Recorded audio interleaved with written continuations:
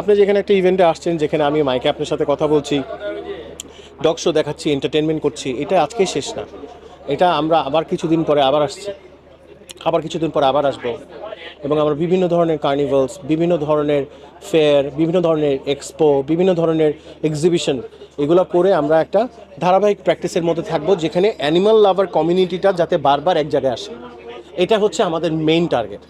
Awareness programme অবশ্যই করা যায় বাচ্চাদের জন্য। মেইনলি যদি কোনো অ্যাওয়ারনেস প্রোগ্রাম করার জন্য আমার কাছে কেউ এগিয়ে আসে, অবশ্যই আমরা সম্মিলিতভাবে কিছু একটা করতে পারবো। আমি চাই প্রত্যেকটা স্কুলে গিয়ে গিয়ে বাচ্চাদেরকে শিখাইতে যে বাবা, যখন একটা তুমি রাস্তায় একটা প্রাণী দেখবা, ওকে কীভাবে হেল্প করবা। তোমার ইচ্ছা করছে হেল্প করতে, তুমি পারছো না, তখন কি করতে পারো, বা তুমি পারছো নিজের থেকে, তুমি এটা কীভাবে করতে পারো। হ্যাঁ, সব কিছুতে টাকা লাগে না, কিছু কিছু জিনিসে তোমার ইনফরমেশন লাগে। তো ওই জায়গাটাতে বাচ্চাদেরকে আমি কয়েকটা স্কুলে গিয়েছি, ওদের সাথে কথা বলেছি। ওদের প্রশ্নগুলো এত ইন্টারেস্টিং যে আমাকে বলতেছে আমি খুব টেনশন হচ্ছে। কি টেনশন? আমার একটা কুকুর আছে, ও অনেক জোরে জোরে শ্বাস নেয় যখন ঘুমায়। হ্যাঁ, ওই বাচ্চাটা জানেই না যে ও যখন নিজে ঘুমায় তখন সেও নিজে অনেক জোরে জোরে শ্বাস নেয়।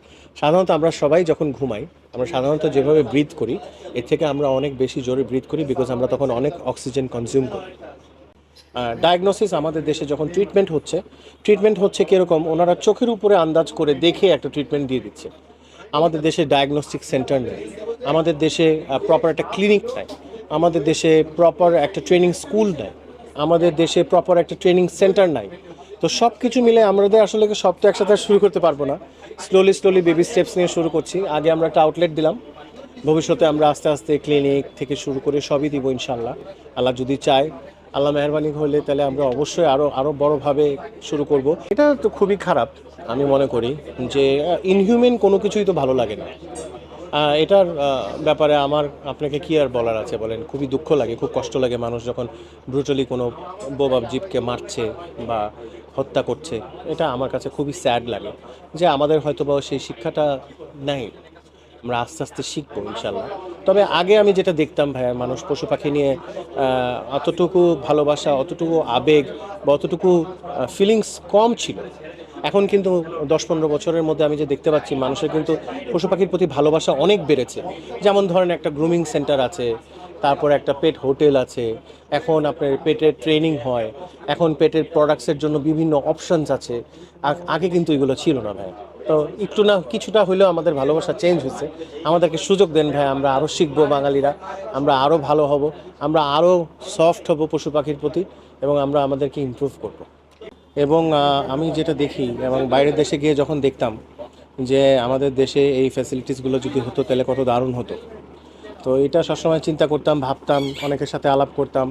আস্তে আস্তে সময়ের সাথে সাথে এই 24 বছর জার্নি করার পরে আমি আসলে it's my dream come true. সত্যি কথা, আসলে প্যাশন আর প্রফেশন দুইটা সম্মিলিত, মানে ব্যাপারটা আসলে শুধু যে প্রফেশনাল ব্যাপারটা তা না।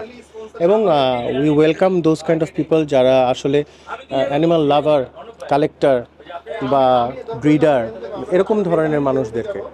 হ্যাঁ, মোস্ট অফ দ্য পিপল যারা এখানে আসে, তারা পশু পাখি ভালোবাসে এবং তারা পশু পাখিকে একটা ফ্যামিলি মনে করে।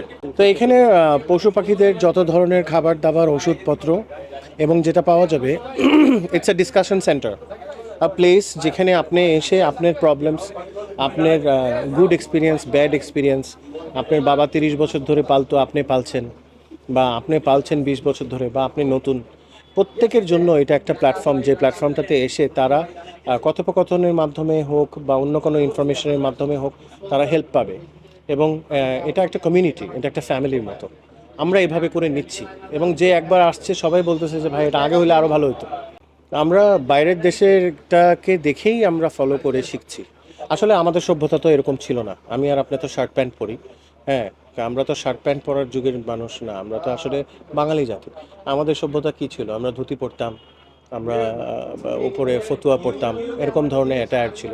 তা আমরা তো আসলে কাটলারিজে খাবার খেতাম না, আমরা খেতাম থালায়। তো আসলে আমরা কিন্তু অনেক কিছুই আছে অ্যাডাপ্ট করি বিভিন্ন কালচার থেকে, যেটা যার পছন্দ হয়।